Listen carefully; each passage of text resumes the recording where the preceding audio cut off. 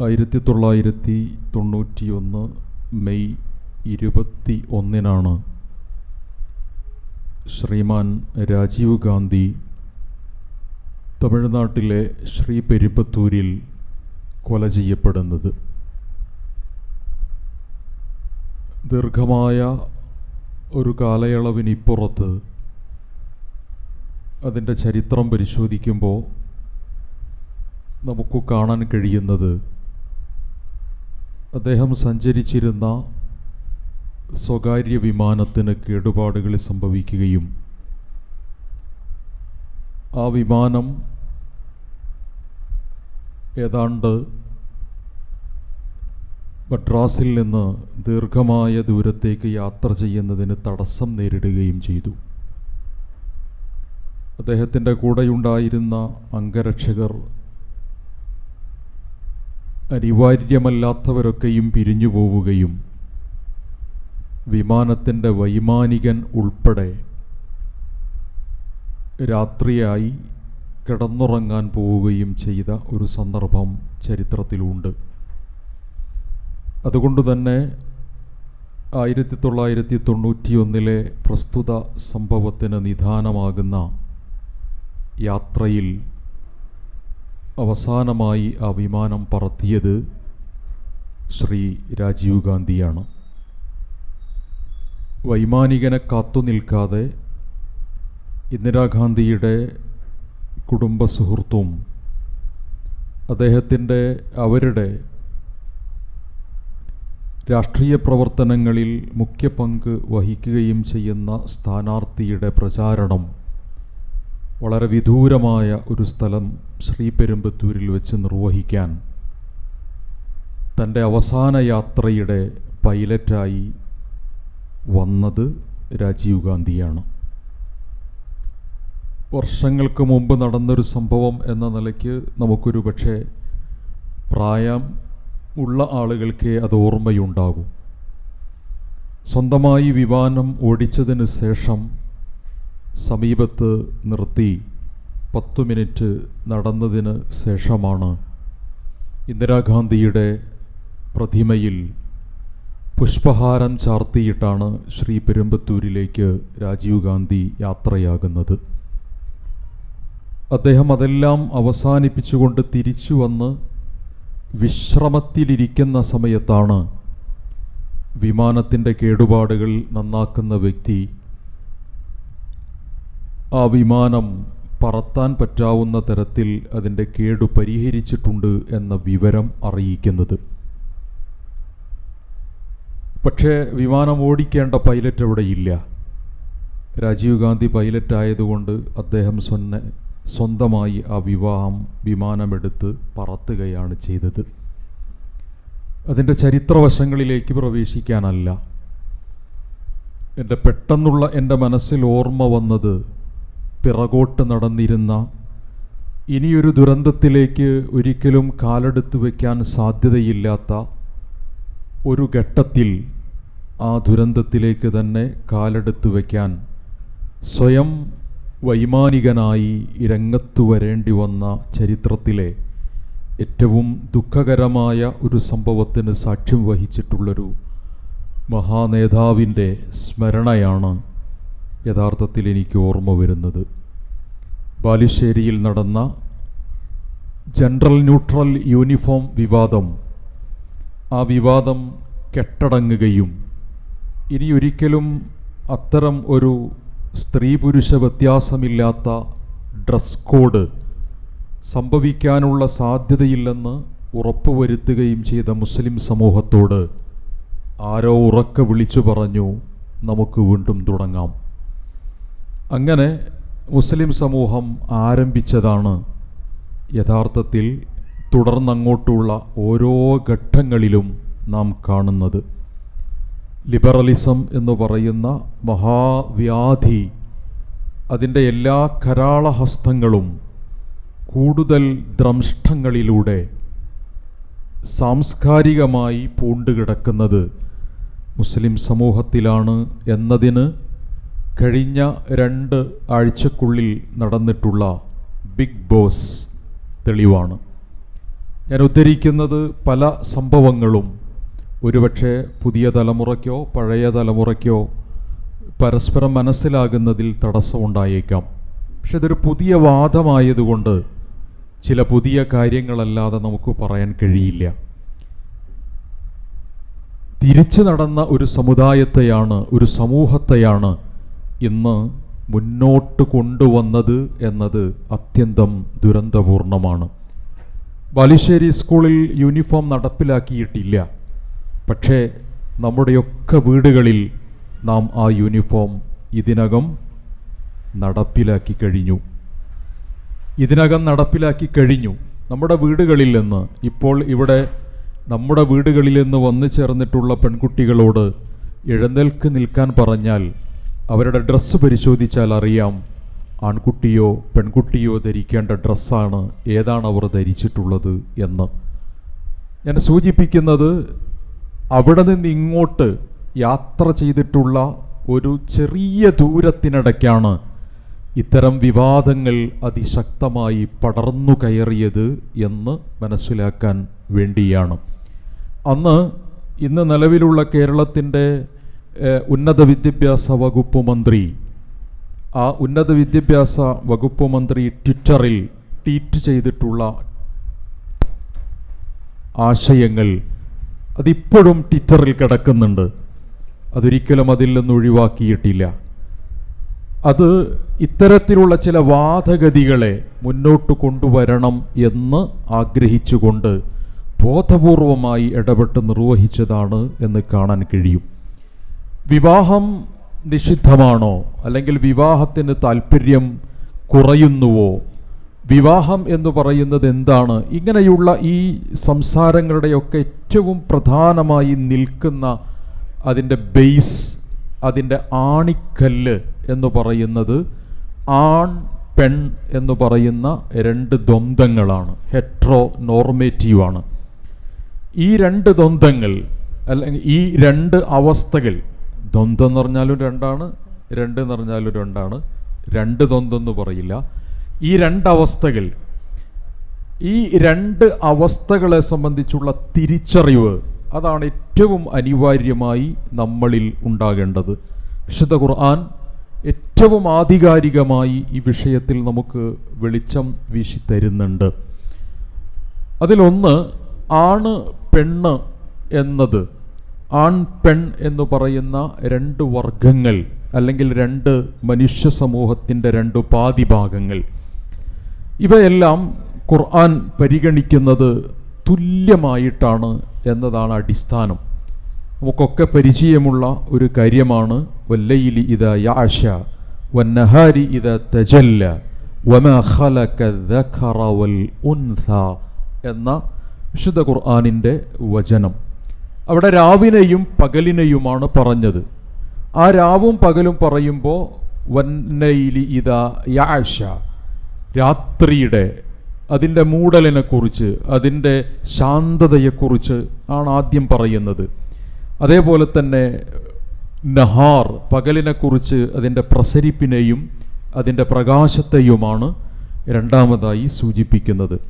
ഒരു ദിവസത്തിൻ്റെ പൂർണ്ണതയ്ക്ക് രാവും പകലും എത്രമേൽ അനിവാര്യമാണോ അതുപോലെ വൈവിധ്യ സ്വഭാവമുള്ള, വൈവിധ്യ രീതിയുള്ള, വൈവിധ്യ ധർമ്മനിർവഹണമുള്ള രണ്ടെണ്ണമാണ് ആണ് പെണ്ണ് എന്ന് ബോധ്യപ്പെടുത്തുകയാണ് ശേഷം ഖുർആൻ ചെയ്യുന്നത്.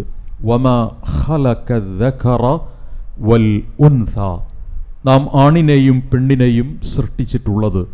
ആ ഭാഗം വിശദീകരിച്ചു കൊണ്ട് പറഞ്ഞു, ഇന്ന സഅയകും ലശത്ത, നിങ്ങളുടെ ഓരോരുത്തരുടെയും സഅയ്, ദൗത്യം, മിഷൻ എന്ന് പറയുന്നത് ലശത്ത, തീർച്ചയായും അത് വ്യത്യസ്തമാണ് എന്നത് ഡിസ്ക്രിമിനേറ്റീവായിട്ട് ഉപയോഗിച്ചൊരു പദപ്രയോഗമല്ല. അത് നേരെ മറിച്ച് ഡിഫറൻഷിയേറ്റീവായി ഉപയോഗിച്ചിട്ടുള്ള ഒരു പദമാണ്.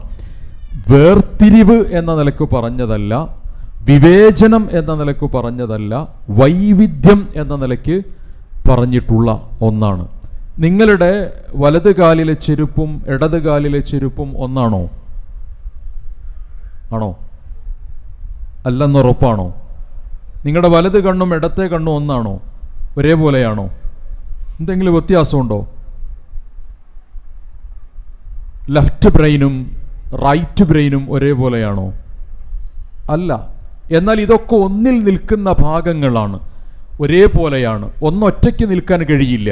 അതിനതിൻ്റെ പ്രശ്നമുണ്ടായിരിക്കും. ഒരു കണ്ണിനോ ഒരു തലച്ചോറിൻ്റെ ഒരു ഭാഗത്തിനോ മനുഷ്യൻ്റെ ഒരു ചെരുപ്പിനോ ഒരിക്കലും പൂർണ്ണമായൊരു ധർമ്മനിർവഹണത്തിന് കഴിയില്ല.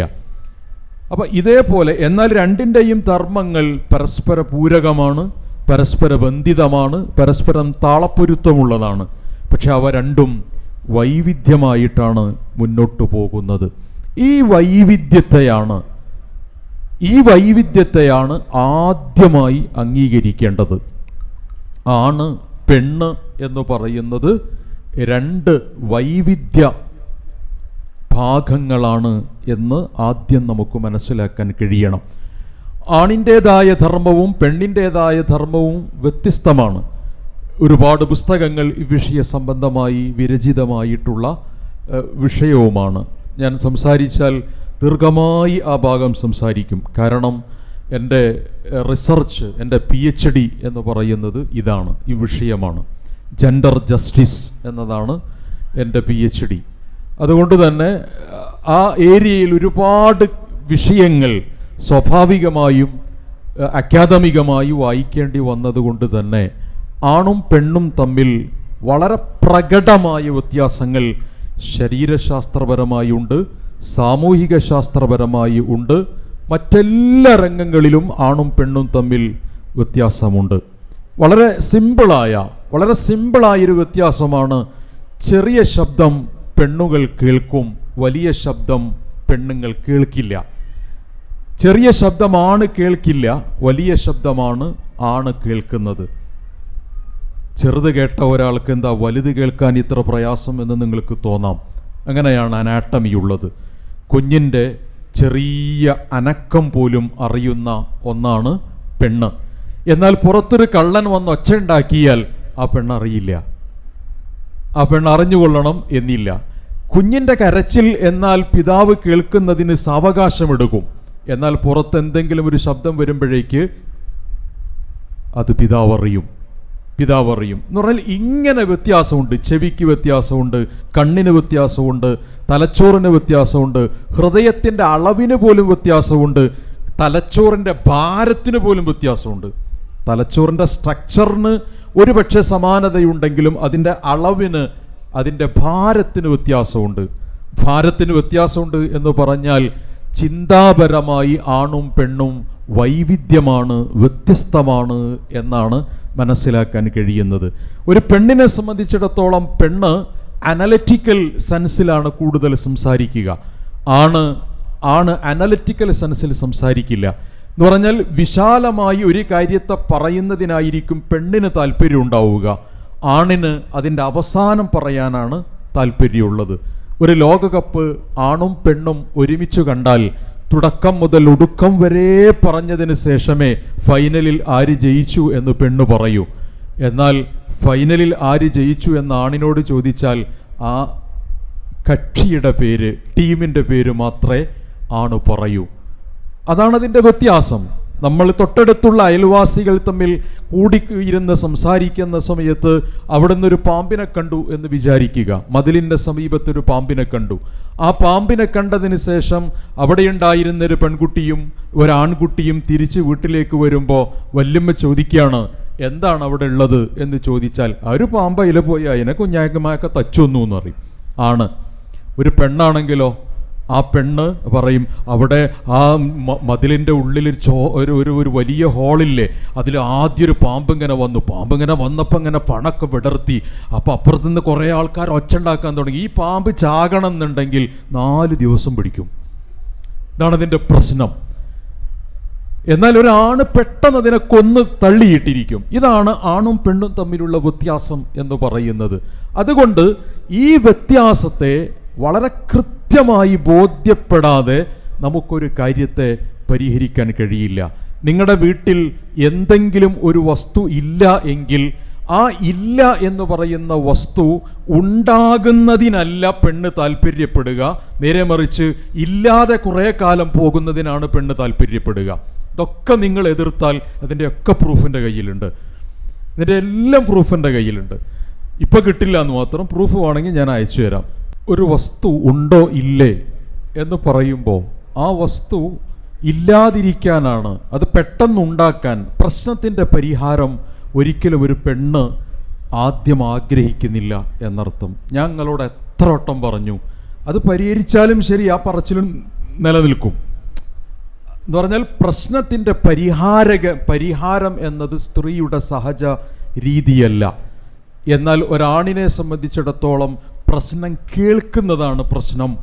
അവൻ പരിഹാരം നിശ്ചയിച്ചു കൊടുക്കും.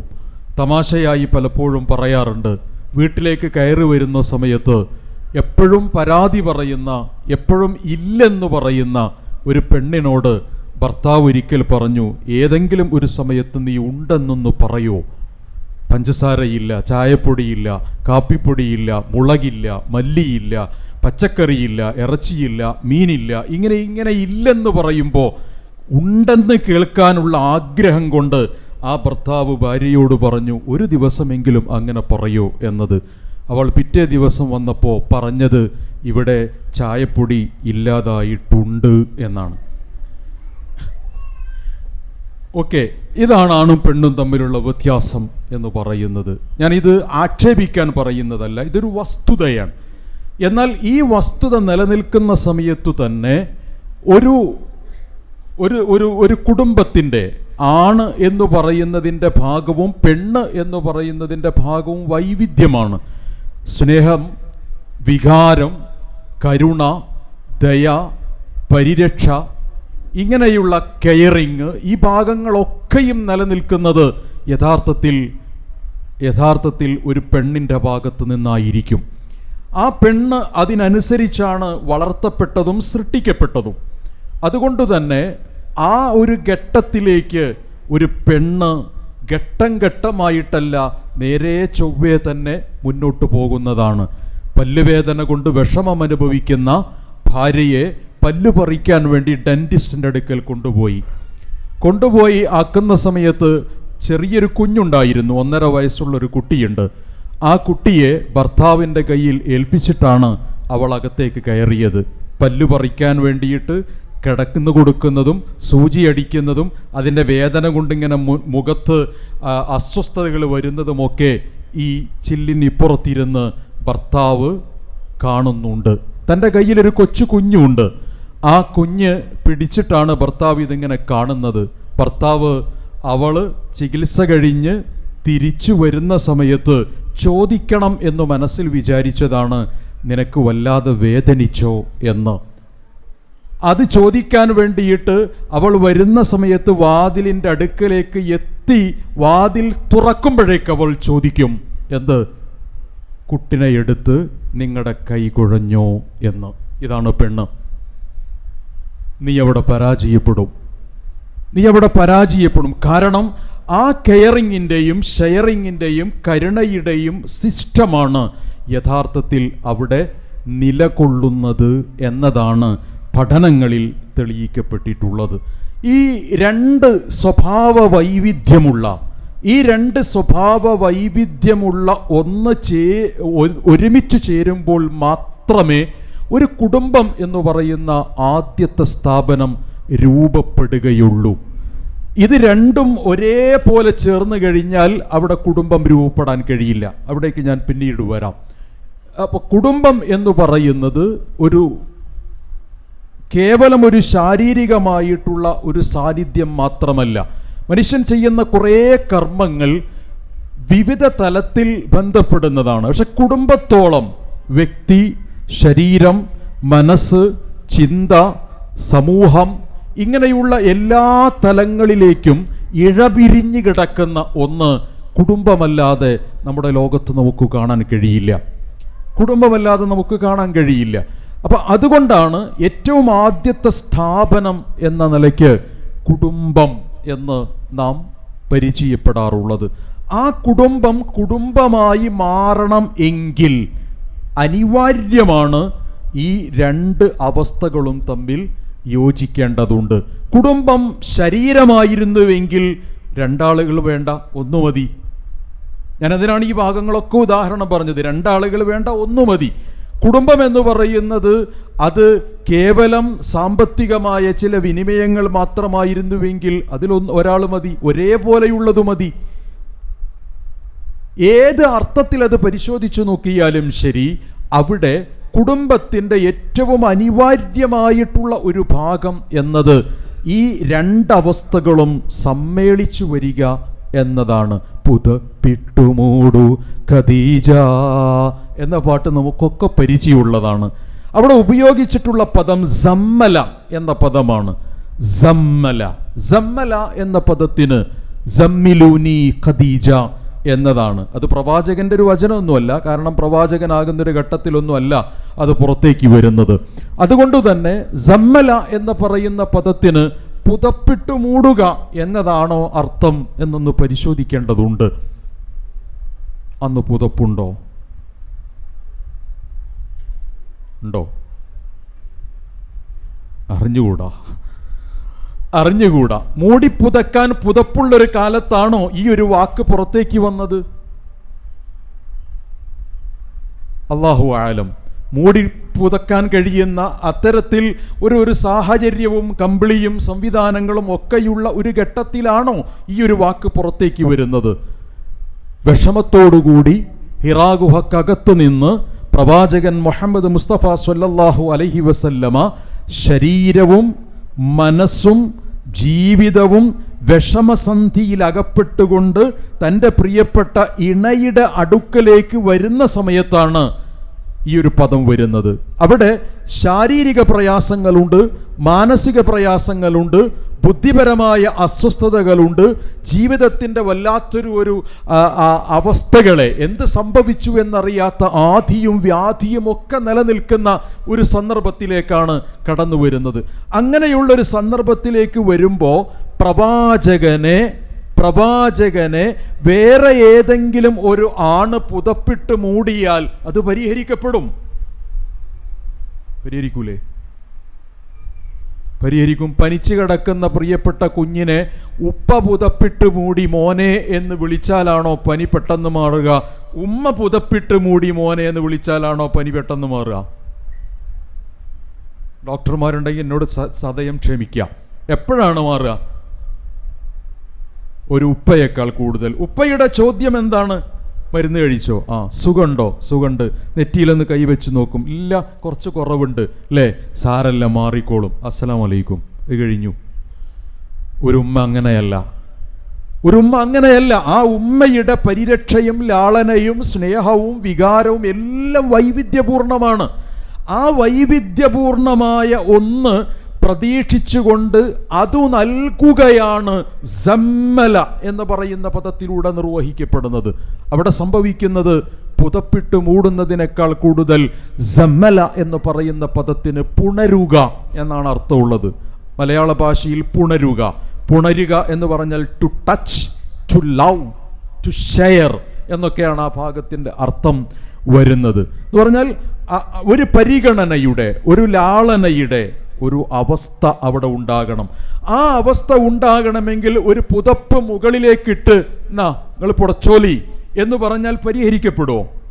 പരിഹരിക്കില്ല. ഇതിനൊക്കെ വേറെ ആരും ആവശ്യമില്ല. അവനവൻ്റെ വർഗത്തിലുള്ളത് മതി. ഞാൻ എത്തിച്ചേരുന്ന പോയിന്റ് നിങ്ങൾക്ക് മനസ്സിലാകുന്നുണ്ടാകും. ഇതൊക്കെ പരിഹരിക്കാൻ അവനവൻ്റെ വർഗത്തിലുള്ള ഒന്ന് മതി. ആശുപത്രിയിലേക്ക് കൊണ്ടുപോയിട്ട് ചികിത്സ നടത്തി മരുന്ന് കൊടുത്ത് കിടത്തിയുറക്കാൻ ഒരാണിനൊരാണു മതി, ഒരു പെണ്ണിനൊരു പെണ്ണു മതി. പക്ഷേ അതിനപ്പുറത്തേക്കൊരു കെയറിങ് അവിടെ നടക്കുന്നുണ്ട്.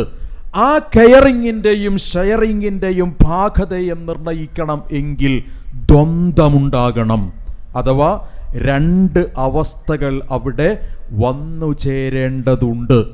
ആ രണ്ട് അവസ്ഥകൾ വന്നു ചേരുമ്പോഴാണ് ആകാശത്തിലൂടെ വട്ടമിട്ട് പറക്കുന്ന പരുന്തമ്മാവിനെ കാണുന്ന ഒരു പിടക്കോഴി, ആ കാണുന്ന പിടക്കോഴി തൻ്റെ കുഞ്ഞുങ്ങളെ ചിറകിനടിയിലേക്ക് ഒളിപ്പിച്ച് വയ്ക്കുന്ന സമയത്ത് ആ പരുന്തിനെ ആട്ടിയകറ്റാൻ ആവശ്യമായ ശൗര്യത്തോടുകൂടി പൂവൻ കോഴി പാറി നടന്നാലേ ഈ കുഞ്ഞിന് സംരക്ഷണം നടക്കൂ.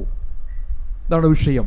അപ്പം ഈ രണ്ടെണ്ണവും പരസ്പരം ചേരണം. കുടുംബം എന്നത് സമൂഹം, വ്യക്തി, മനസ്സ്, ചിന്ത, വികാരങ്ങൾ, ഇങ്ങനെ എന്തൊക്കെ അതിലേക്ക് ചേർത്ത് വയ്ക്കാൻ പറ്റുമോ അതെല്ലാം ചേർന്ന് വരുന്ന ഒരു സ്ഥാപനത്തിനാണ്, ഒരു സംവിധാനത്തിനാണ് കുടുംബം എന്ന് പറയുന്നത്. അങ്ങനെയൊരു സ്ഥാപനമുണ്ടാകുമ്പോൾ മാത്രമാണ് യഥാർത്ഥത്തിൽ അത് ഇസ്ലാം നിശ്ചയിക്കുന്ന ഒരു കുടുംബ സംവിധാനമായി മാറുന്നത്. നാം വിചാരിക്കുന്നത് എന്നെ പരിഗണിക്കാൻ എനിക്കൊരാൾ മതി, അതിനൊരാൾ മതി, ഒരാണിനാണും പെണ്ണിന് പെണ്ണും മതി. എനിക്ക് ഭക്ഷണം നൽകാൻ ഒരാണിനാണും പെണ്ണിന് പെണ്ണും മതി. ഇങ്ങനെ ഓരോന്ന് നിങ്ങൾ കൂട്ടി വായിച്ചോളൂ. അവിടെ ആണിനാണും ഒരു പെണ്ണിന് പെണ്ണും മതി. അതിനൊരു സംശയവും ലോകത്താർക്കും ഇല്ല. പക്ഷെ ചെറിയ ചെറിയ വ്യത്യാസങ്ങളൊക്കെ അതിൽ സംഭവിച്ചേക്കാം. പക്ഷേ അവിടെ പ്രവാചകൻ സല്ലല്ലാഹു അലൈഹി വസല്ലമ നമുക്ക് പരിചയപ്പെടുത്തി തരുന്നത് what is the role of the man in the family. ഒരു പുരുഷന്റെ റോള് ഒരു കുടുംബത്തിൽ എന്താണ് എന്നാണ്. എന്താണ് പുരുഷനെ കുറിച്ച് പ്രവാചകന് പറയാനുള്ളത്? ഭർത്താവ് ഒരു കുടുംബത്തിലെ ആരാണ്? ഭർത്താവ് ഒരു കുടുംബത്തിൽ ആരാണ്? പ്രവാചകൻ പരിചയപ്പെടുത്തിയത് ഖാദിമാണ് എന്നാണ്.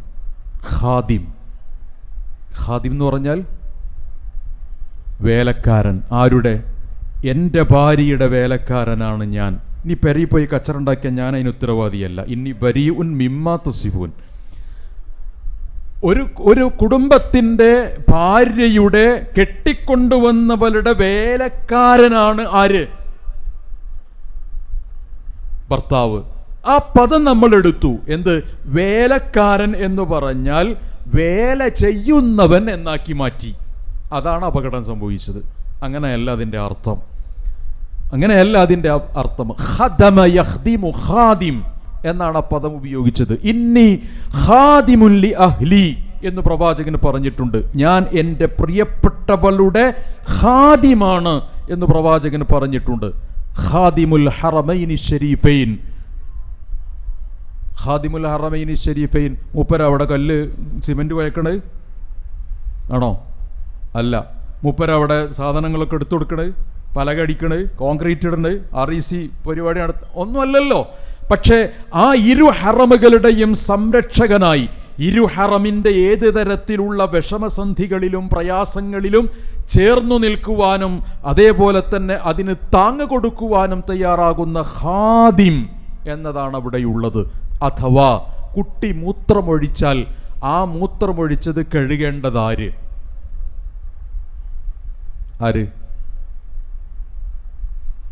ആരാ കഴുകേണ്ടത്? ആണാണോ പെണ്ണാണോ? ലോകത്ത് നടക്കണം എന്താന്ന് ഞാൻ ചോദിച്ചിട്ടില്ല. ആണാണോ പെണ്ണാണോ? ആരെ കയ്യിലാണോ വെള്ളം കിട്ടുന്നത്, ആർക്കാണ് കഴുകാൻ അറിയുന്നത്, അവർക്കൊക്കെയും കഴുകാവുന്നതാണ്. അതിലൊരു തർക്കവുമില്ല. അപ്പോൾ ഒരാണും ഒരു പെണ്ണും തമ്മിൽ വൈവിധ്യ സ്വഭാവങ്ങൾ നിലനിൽക്കുന്നുണ്ട്. ആ വൈവിധ്യങ്ങളെ യോജിപ്പിക്കുമ്പോഴേ അത് കുടുംബമായി രൂപപ്പെടുകയുള്ളൂ. ആ കുടുംബമായി രൂപപ്പെടുന്നിടത്ത് ഖാദിം എന്ന് പറയുന്നൊരു പദമാണുള്ളത്. ഞാൻ വിമർശനത്തിൻ്റെ ഭാഗത്ത് നിന്ന് വന്നിട്ട് അതിൻ്റെ വസ്തുതയിലേക്ക് വരാനാണ് ആഗ്രഹിക്കുന്നത്. അവിടെ ഖാദിം പരിചാരകനാണ്. അഥവാ ഖദമ എന്ന് പറയുന്ന പദം നിർവഹിക്കണം എങ്കിൽ പരസ്പര ധാരണ ഉണ്ടാകണം. ലറബ എന്ന് പറയണം എങ്കിൽ, ലറബ എന്ന് പറഞ്ഞാൽ അടിച്ചു എന്നാണ്. അടിക്കാൻ എന്ത് വേണം? അടിക്കുന്നവനും വേണം, അടികൊള്ളുന്നവനും വേണം. അല്ലെങ്കിൽ അടിക്കുന്നവനും വേണം, അടി തട്ടുന്ന സ്ഥലവും വേണം. അല്ലേ? ലറബ. ഇതിന് ലറബ എന്ന് പറയൂല. അപ്പൊ അടിക്കുന്ന ഒരു സംവിധാനം വേണം. അതെവിടെയാണോ ചെന്നു പതിക്കുന്നത്, അഥവാ സബ്ജക്റ്റും ഒബ്ജക്റ്റും ഉണ്ടാകണം അതിന്. ശരി, ഖാദിം എന്ന് പറഞ്ഞാൽ ആ ഖാദിം ഖിദ്മ ചെയ്യുന്ന ആളുണ്ടാകണം, ഖിദ്മത്തെടുക്കുന്ന ആളുണ്ടാകണം, ഖിദ്മത്ത് നൽകുന്ന ആളുണ്ടാകണം. പരസ്പര പൂരകമായി ഇഴചേർന്ന് നിൽക്കണം. എങ്കിലേ അവിടെ ഖിദ്മത്ത് നടക്കുകയുള്ളൂ. ആ ഖിദ്മത്ത് പ്രവാചകൻ സല്ലല്ലാഹു അലൈഹി വസല്ലമ ആ പദം ഒന്നുകൂടി വിശദീകരിച്ചുകൊണ്ട്, അല്ലെങ്കിൽ അതിൻ്റെ ആദ്യ ഭാഗം എന്ന നിലക്ക് വിശുദ്ധ ഖുർആനിൽ ഒരു ഭാഗം പറഞ്ഞു. എന്ത്? അർരിജാൽ ഖവ്വാമൂന അലൻ നിസാ. നമുക്കൊക്കെ പരിചയമുണ്ട്, പ്രത്യേകിച്ച് ആണുങ്ങൾ കാണാപ്പാഠം പഠിക്കുന്ന ഒരു ആയത്താണത്. അർരിജാലു ഖവ്വാമൂന അലൻ നിസാഇ. എന്താണ് അതിൻ്റെ അർത്ഥം? അർരിജാൽ എന്ന് പറഞ്ഞാൽ പുരുഷൻ. അതിന് അർത്ഥമില്ല. നിങ്ങൾ ഏത് ഡിക്ഷണറി കൊടുന്നതിൻ്റെ മുമ്പിൽ വെച്ച് തെളിയിച്ചോളൂ, അതിനങ്ങനെ ഒരു അർത്ഥമില്ല. അർരിജാൽ എന്ന് പറഞ്ഞാൽ ഭർത്താവ് എന്നാണ്. അർരിജാൽ ഭർത്താവ്. അർരിജാൽ എന്ന് പറഞ്ഞാൽ അലിഫും ലാമും ചേർന്ന റിജാലാണ്. റിജാൽ എന്ന് പറഞ്ഞാൽ പുരുഷനാണ്. പെണ്ണിന്റെ ഖവ്വാമാണ് ആണ് എന്ന് ഖുർആനിലില്ല. അവിടെയാണ് ഈ പ്രശ്നം. കുടുംബരഹിതവാദങ്ങളും വിവാഹരഹിതവാദങ്ങളും കയറി വരുന്ന ഏറ്റവും പ്രധാനപ്പെട്ട ഒരു വഴിയാണവിടെ. പെണ്ണിന്റെ പരിചാരകൻ അല്ല, പെണ്ണിന്റെ മേലാളൻ അല്ല, അങ്ങനെ ഖുർആനിൽ ഇല്ല. അർരിജാൽ എന്ന് പറഞ്ഞാൽ എൻ്റെ അയൽപ്പക്കത്തുള്ള നഫീസയുടെ മേൽ എനിക്കെന്ത് അധികാരമുള്ളത്? എന്തധികാരമുള്ളത്? എന്തധികാരം അല്ലെങ്കിൽ നമുക്ക് നമ്മളെ പെരിയിലുള്ളത്? ഇന്ന് അപ്പം ചൂട നിങ്ങളോട് ആരോടും ചോദിച്ചണോ? നിങ്ങളൊന്ന് പറയും. നിങ്ങൾ അപ്പുറവിൽ കിട്ടിയിട്ട് എന്നാ അപ്പം ചുട്ട് ആണോ? ഏത് ഫയലിൽ നിങ്ങൾ ഒപ്പിട്ട് ഇന്ന് അപ്പം ചൂടാൻ?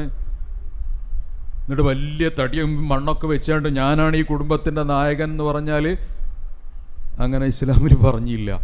ആരാ പറഞ്ഞ്? ഇല്ല. അർരിജാൽ എന്ന് പറഞ്ഞാൽ പുരുഷൻ എന്നല്ല, ഭർത്താവ് എന്നാണ്. അഥവാ അലിഫ്ലാം ചേർന്ന ദമൻ ആണ്. ദമാൻ ആണ്. ഓക്കെ. അപ്പം അലിഫ്ലാം ചേർന്നിട്ടുള്ള റിജാലാണ്. റജുലാകുന്ന ബഹുവചനമാണ് അവിടെയുള്ളത്. ആ പുരുഷന് അർരിജാൽ, ആ പുരുഷൻ അഥവാ ഭർത്താവാകുന്ന പുരുഷന്, പിതാവാകുന്ന പുരുഷന് ഖവ്വാം, അവൻ ഖവ്വാമാണ്. എന്താണ് അതിൻ്റെ അർത്ഥം?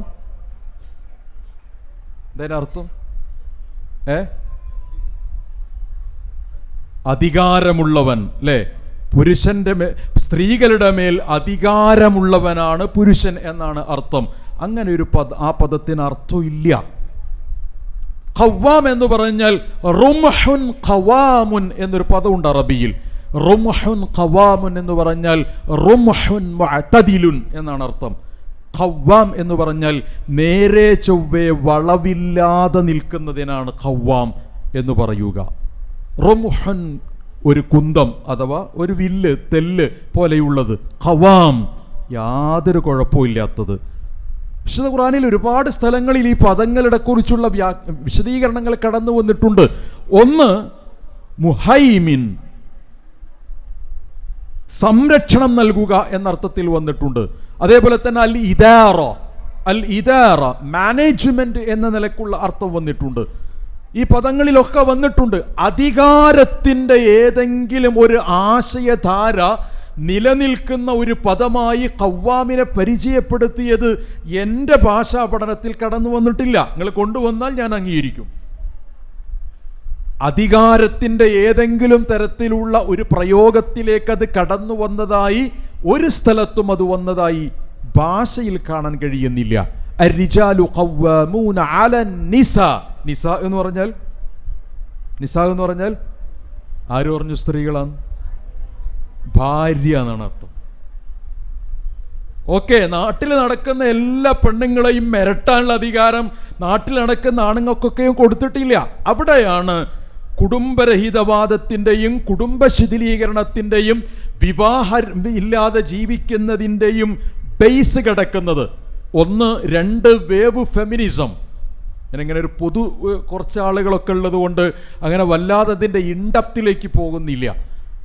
ഒന്ന്, രണ്ട് ഫെമിനിസ്റ്റുകൾ കടന്നു വരുന്നത്, അല്ലെങ്കിൽ ഒന്നാം വേവ് ഫെമിനിസവും രണ്ടാം വേവ് ഫെമിനിസവും ഒക്കെ കടന്നു വരുന്നതിൻ്റെ പ്രധാനപ്പെട്ട ഒരു കാരണം പാട്രിയാർക്കി എന്ന് പറയുന്ന ഒന്നാണ്. പാട്രിയാർക്കി എന്ന് പറഞ്ഞാൽ പുരുഷാധിപത്യം എന്നതാണ്.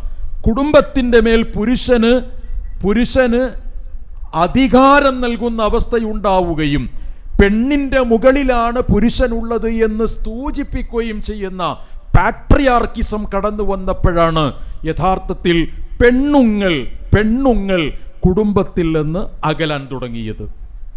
പാട്രിയാർക്കി വന്നപ്പോൾ അകലാൻ തുടങ്ങി. നിങ്ങൾ ഈ കുട്ടികളോട് ചോദിച്ചു നോക്കിയും, ഇവരോടല്ലെങ്കിൽ വിവാഹത്തെ എതിർക്കുന്ന ആളുകളോട് ചോദിച്ചു നോക്കിയും എന്താ പറയുക? വിവാഹം എന്ന് പറഞ്ഞാൽ അതൊരു കെട്ടിക്കൊടുക്കലാ അല്ലേ? വിവാഹം എന്ന് പറഞ്ഞാൽ മൂപ്പര് പറയണതിനനുസരിച്ച് ഇങ്ങനെ പോകണം, നമുക്ക് യാതൊരു സ്വാതന്ത്ര്യവും അതിലില്ല, അയാൾക്കനുസരിച്ച് കൊണ്ട് നിൽക്കണം. അങ്ങനെ ഒരു സ്വാതന്ത്ര്യമില്ലാത്ത ഒരു ലോകത്തേക്ക് എനിക്ക് വരാൻ ആഗ്രഹമില്ല, ഞാൻ ആഗ്രഹിക്കുന്നില്ല. എനിക്കൊരു സ്വാതന്ത്ര്യം വേണം. ആ സ്വാതന്ത്ര്യവാദത്തിൻ്റെ അവസ്ഥയിൽ കടന്നു വന്നതാണ് സോളോ സിസ്റ്റം എന്ന് പറയുന്നത് അല്ലേ? സോളോ എന്ന് പറഞ്ഞാൽ ഒന്ന് എന്നാണ്. സോളോ ട്രിപ്പുണ്ട്, സോളോ ജേണി ഉണ്ട്, ഇങ്ങനെ പലതും ഉണ്ട്. ഇപ്പം അതാണ് താല്പര്യം. ഞാനൊന്ന് ഒറ്റക്കൊന്ന് പോകട്ടെ. ഏതാണ്ട് 500 ചില്ലാനത്തോളം വരുന്ന കുട്ടികൾ, ഒരു 1000-ലധികം കുട്ടികളെങ്കിലും ഉണ്ടാകും. കഴിഞ്ഞ വെക്കേഷനിൽ നടന്നിട്ടുള്ള റിലീജിയസ് ക്യാമ്പുകളിൽ പലയിടങ്ങളിലും പോയപ്പോൾ ഞാൻ പെൺകുട്ടികളോട് ചോദിച്ചു, നീ ഇപ്പോൾ ആണായി മാറിയാൽ ആദ്യം എന്ത് ചെയ്യും? നിങ്ങളോടും ചോദിക്കുക, ഞാൻ ഇപ്പോൾ ഒരു ആണായി മാറിയാൽ ആദ്യം എന്ത് ചെയ്യും? എന്താണ് അവരുടെ മറുപടി? 99.4% മറുപടി, ഞാനൊന്ന് ഒറ്റക്ക് പുറത്തു പോകുന്നു. സ്വാതന്ത്ര്യത്തിൻ്റെ ഒരു ലോകത്തേക്ക് പോകും അല്ലേ? ഞാനൊന്ന് ഒറ്റക്ക് പോകും. അത് പലതരത്തിലുള്ള യാത്രകളും ഒക്കെ ആയിരിക്കാം. ഒറ്റയ്ക്ക് എന്ന് പറയുന്ന വൈകാരികത കടന്നു വരുന്നത് എങ്ങനെയാണ്? എൻ്റെ സ്വന്തം എന്ന് പറയുന്നത് എങ്ങനെ വരുമ്പോഴാണ്? ഈ സ്വന്തത്തിൽ കയറി മറ്റൊരാൾ ഇടപെടുമ്പോഴാണ് ഇത് സ്വന്തത്തിലേക്കാക്കാൻ താല്പര്യം ഉണ്ടാവുക. വീട്ടിൽ പ്രശ്നം ഉണ്ടാകുന്നത് എപ്പോഴാ? സ്വത്തിൽ തർക്കം ഉണ്ടാകുന്നത് എപ്പോഴാ? എൻ്റെ സ്വത്തിലേക്ക് അയാൾ വരുമ്പോഴാണ്. എൻ്റെ ഫോണ് വേറൊരാൾക്ക് കൂടി എടുക്കണമെന്ന് വരുമ്പോഴാണ്. എൻ്റെ അധികാരപരിധിയിലേക്ക് മറ്റൊരാൾ കൂടി കയറുമ്പോഴാണ്. ആ അധികാരപരിധിയിലേക്ക് മറ്റൊരാൾ കയറുന്നതിനെയാണ് സ്വാതന്ത്ര്യം ഇല്ലായ്മ എന്ന് പറയുന്നത്. ആ സ്വാതന്ത്ര്യമില്ലായ്മയുടെ രൂപകൽപ്പനകൾ ഇപ്പുറത്ത് ശക്തിപ്പെടുത്താൻ വേറൊരു വിഭാഗമുണ്ട്. അത് പോകട്ടെ, അത് പിന്നെ പറയാം. ഇവിടെ പുരുഷാധിപത്യം എന്ന് പറയുന്ന പാട്രിയാർക്കി എന്ന് പറയുന്ന ഒരു സിസ്റ്റം യഥാർത്ഥത്തിൽ കൊണ്ടുവന്നപ്പോഴാണ് കുടുംബരഹിതവാദങ്ങൾ വന്നിട്ടുള്ളത്. ഫെമിനിസം കുടുംബരഹിതവാദം വന്നു. അതേപോലെ തന്നെ മാർക്സിയൻ പഠനങ്ങളിൽ കുടുംബരഹിതവാദങ്ങൾ വന്നു. ഒരു സ്ത്രീയുടെ മേലുള്ള അധികാരം എന്ന് പറയുന്നത് അതിശക്തമായ രീതിയിൽ മുന്നോട്ട് വരുന്നു എന്നതുകൊണ്ടാണ് യഥാർത്ഥത്തിൽ പുരുഷാധിപത്യമുണ്ടാകുന്നത്. ആ പുരുഷാധിപത്യത്തിൻ്റെ പ്രവണതകളാണ് കുടുംബരഹിത ജീവിതത്തിന് വേണ്ടി മുന്നോട്ട് പോയത്. ഈ കുടുംബരഹിത വിവാഹരഹിത ജീവിതവുമായി ബന്ധപ്പെടുത്തിയ രംഗത്ത് ദാമ്പത്യ ജീവിതത്തിന് ചെറിയൊരു പങ്ക് മാത്രമേ ഉള്ളൂ. വിവാഹത്തിനോട് താല്പര്യമില്ല എന്ന് പറയുന്നൊരു പെൺകുട്ടിയോട്, ഒരാൺകുട്ടിയോട്, ആൺകുട്ടികൾ ഏതായിരുന്നാലും ഈ ഒരു വാദമേറ്റ് നടക്കണില്ല. ഞാൻ കണ്ടിട്ടില്ല, ഉണ്ടോന്ന് എനിക്ക് അറിഞ്ഞുകൂടാ. വിവാഹം വേണ്ട എന്ന് പറയുമ്പോൾ ആ തലവാചകത്തിൽ തന്നെ ആരാണ് വേണ്ടെന്ന് പറയുന്നത്? പെണ്ണാണ് വേണ്ടെന്ന് പറയുന്നത്. ആണ് വിവാഹം ഇല്ലാത്ത അവസ്ഥയിലേക്ക് പോകുന്നില്ല. പക്ഷെ ആണിന് പെണ്ണ് ലഭിക്കുന്നില്ല എന്നതാണ് പ്രശ്നം. ആ പെണ്ണ് വിവാഹം ആവശ്യമില്ല എന്ന് പറയാനുള്ള കാരണം ആണിൽ നിന്ന് പെണ്ണിന് ഏതെങ്കിലും തരത്തിലുള്ള ചില പ്രതിസന്ധികൾ അനുഭവപ്പെട്ടിട്ടുണ്ട് എന്നതാണ്. ഞാനിത് പറയുന്നത് മുസ്ലിം ഫാമിലിയിൽ അങ്ങനെയുണ്ട് എന്നർത്ഥത്തിലല്ല. നേരെ മറിച്ച് ഈ പാട്രിയാർക്കി, ഈ പുരുഷാധിപത്യ പ്രവണത നമ്മുടെ ലോകത്ത് നിലനിന്നിട്ടുണ്ട്. ആ പുരുഷാധിപത്യ പ്രവണത സ്വത്തവകാശവുമായി ബന്ധപ്പെടുത്തിയ വിഷയത്തിൽ, അതേപോലെ തന്നെ സ്വകാര്യ സമ്പത്ത് സ്വീകരിക്കുന്ന വിഷയത്തിൽ, വോട്ടവകാശത്തിൻ്റെ വിഷയത്തിൽ, അതേപോലെ രാഷ്ട്രീയ രംഗത്തേക്ക് കടന്നു വരുന്ന വിഷയത്തിൽ ഒക്കെ പ്രതിസന്ധികളിൽ രൂപപ്പെട്ട ഒരു സമയത്ത്, അഥവാ സ്ത്രീക്ക് അധികാരമില്ല എന്ന അവസ്ഥ വന്നപ്പോൾ യൂറോപ്പിലും അതേപോലെ തന്നെ പാശ്ചാത്യ ലോകത്തുമൊക്കെ ഇങ്ങനെ അരികുവൽക്കരിക്കപ്പെട്ടവരായി, അരിഞ്ഞു വീഴ്ത്തപ്പെട്ടവരായി, പെണ്ണുങ്ങൾ മാറിയ ഒരു ഘട്ടത്തിലാണ് ഒന്നാം വേവ് ഫെമിനിസം എന്ന് പറയുന്ന ഫെമിനിസം രംഗത്ത് വരുന്നത്. അവരുടെ ആദ്യത്തെ വാദം സ്ത്രീകൾക്ക് വോട്ടവകാശം വേണമെന്നാണ്. ഇപ്പോഴല്ലേ തുണിയച്ചിട്ട് ചാടണം എന്നൊക്കെ പറഞ്ഞ്. ഫെമിനിസത്തിൻ്റെ ആദ്യത്തെ ഭാഗം എന്ന് പറയുന്നത് വോട്ടവകാശത്തിന് വേണ്ടിയിട്ടും സ്വത്തവകാശത്തിന് വേണ്ടിയിട്ടും ആയിരുന്നു അവരാദ്യം പരിശ്രമിച്ചത്. ഞാനതിൻ്റെ ചരിത്രവും സംഭവങ്ങളും ഒന്നും വിശദീകരിക്കുന്നില്ല, ആവശ്യമെങ്കിൽ ചോദിച്ചാൽ പറയാം എന്ന് മാത്രമേ ഉള്ളൂ. അത് ലഭ്യമാകുന്ന ഒരു ഘട്ടത്തിൽ ഫെമിനിസ്റ്റ് മൂവ്മെൻറ്റുകൾ ലോകത്തെവിടെയും അറബ് സമൂഹത്തിലോ മുസ്ലിം സമൂഹത്തിലോ കടന്നു വന്നിട്ടില്ല. മുസ്ലിം ഫെമിനിസ്റ്റുകൾ ഉണ്ടോ അല്ലേ? ഇസ്ലാമിക് ഫെമിനിസം എന്നൊരു ടേം പോലും ഉണ്ട്. മുസ്ലിം ഫെമിനിസ്റ്റുകൾ ഉണ്ടോ അല്ലേ? ഉണ്ടോ? ഇല്ല. മുസ്ലിം ഫെമിനിസ്റ്റുകളില്ല. ഒരു മുസ്ലിമിന് ഫെമിനിസ്റ്റ് ആകാൻ കഴിയൂല. എന്തുകൊണ്ട് കഴിയൂല? ഫെമിനിസം കടന്നു വരുന്നത്, ഫെമിനിസത്തിൻ്റെ ഏറ്റവും അവസാനത്തെ ഫോർത്ത് വേവ് ഫെമിനിസത്തിലേക്ക് ഇത് കടന്നു വരുമ്പോൾ അവിടെയാണ് കുടുംബരഹിത. മൂന്നാമത്തേതിലേക്ക് അല്പം വരുന്നു. നാലാമത്തേതിൽ എത്തിച്ചേരുമ്പോഴാണ് കുടുംബരഹിതവാദങ്ങൾ ശക്തമായി പുറത്തേക്ക് വരുന്നത്.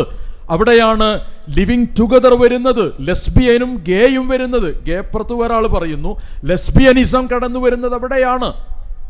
അങ്ങനെ കടന്നു വന്നത് ഇതിൻ്റെ ഘട്ടം ഘട്ടമായി പടികൾ കയറിപ്പോയതിന് ശേഷമാണ്.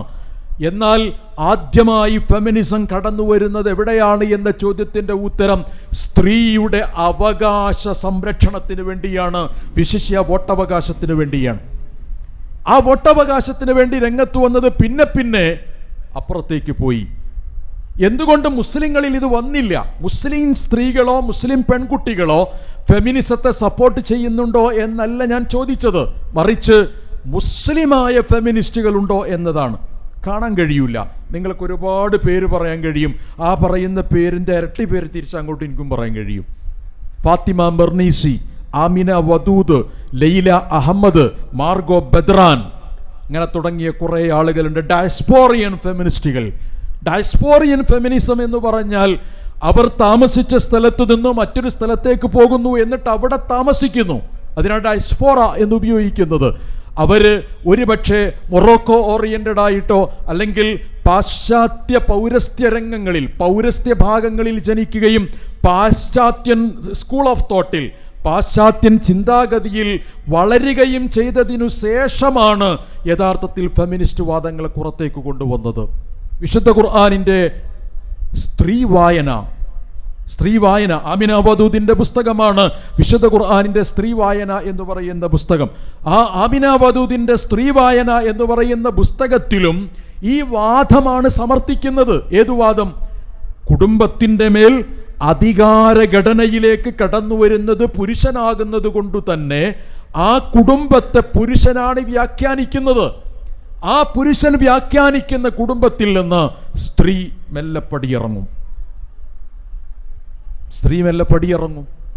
അത് ഫെമിനിസ്റ്റുകൾ പുറത്തേക്ക് കൊണ്ടുവന്നു. ആ ഫെമിനിസം രംഗത്ത് വരുമ്പോൾ ഇസ്ലാമിക സമൂഹത്തിൽ ഒരു സ്ത്രീയെ സംബന്ധിച്ചിടത്തോളം, അടുത്ത ഘട്ടത്തിൽ ഞാൻ പറയാം, അത്തരത്തിലുള്ള കുടുംബരഹിത വിവാഹരഹിത വാദങ്ങളിലെ ആദ്യത്തെ കവാടം തന്നെ ഇസ്ലാം കൊട്ടിയടക്കുകയാണ് ചെയ്തിട്ടുള്ളത്. ഇസ്ലാം ഒരിക്കലും ആ രംഗത്തേക്ക് പ്രവേശിക്കാൻ ആഗ്രഹിക്കുന്നില്ല എന്നത്. ഇപ്പം സ്വകാര്യ സ്വത്തിൻ്റെ പിതൃത്വവും സംരക്ഷണവും അതിൻ്റെ ഉപകരണവും പുരുഷനിൽ കടന്നു വന്നു. സ്വത്തവകാശവുമായി ബന്ധപ്പെടുത്തിയും സ്വത്ത് സ്വീകരണവുമായി ബന്ധപ്പെടുത്തിയും പുരുഷനാണ് താല്പര്യം, പുരുഷനാണ് അതിൻ്റെ അധികാരി എന്ന് വന്നപ്പോഴാണ്, സ്ത്രീക്ക് അവിടേക്ക് പ്രവേശിക്കാൻ പറ്റില്ല എന്ന് വന്നപ്പോഴാണ് യഥാർത്ഥത്തിൽ മാർക്സിസ്റ്റ് ആശയങ്ങൾ, ഇടതുപക്ഷ ആശയങ്ങൾ എന്ന് വ്യാഖ്യാനിക്കരുത്, മാർക്സിസ്റ്റ് ആശയങ്ങൾ, ഇത് രണ്ടാണ്. മാർക്സിസ്റ്റ് ആശയങ്ങൾ ഇന്നും അത് ജീവിച്ചിരിപ്പുണ്ട്. മാർക്സിസ്റ്റ് ആശയങ്ങൾ, ആ മാർക്സിസ്റ്റ് ആശയങ്ങൾ കുടുംബരഹിതവാദം സമർത്ഥിക്കേണ്ടി വന്നു. ആ കുടുംബരഹിതവാദങ്ങൾ ലോകത്ത് പുറത്തു വരുന്ന സമയത്ത് അതേറ്റവും കൂടുതൽ ബാധിച്ചിട്ടുള്ളത് സ്ത്രീയെയാണ്. സ്ത്രീ അത് ബാധിക്കുന്ന സമയത്ത് സ്ത്രീ ആഗ്രഹിച്ചത് സ്വാതന്ത്ര്യമാണ്. ഞാൻ ഒന്നാമത്തെ ഭാഗം അവസാനിപ്പിക്കുന്നു.